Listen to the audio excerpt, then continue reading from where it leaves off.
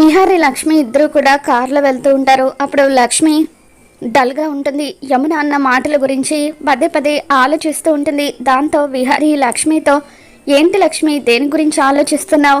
అమ్మ మాటల గురించి ఆలోచిస్తున్నావా? చూడు, ఇన్ని రోజులు ఎటువంటి సమస్య వచ్చినా సరే నువ్వు ఒక్కదానివే ఆ సమస్యని ఎదుర్కొన్నావు.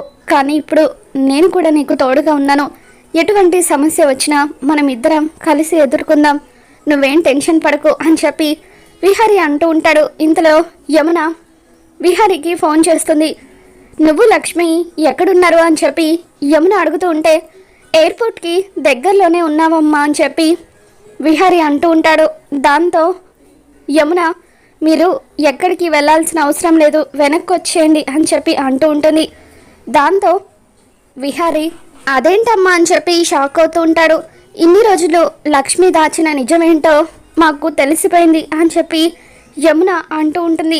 లక్ష్మి భర్త ఎవరో మాకు తెలిసిపోయిందని చెప్పి యమున అనగానే ఫోన్లో ఆ మాటలు విని విహారీ లక్ష్మి ఇద్దరు కూడా షాక్ అవుతూ ఉంటారు.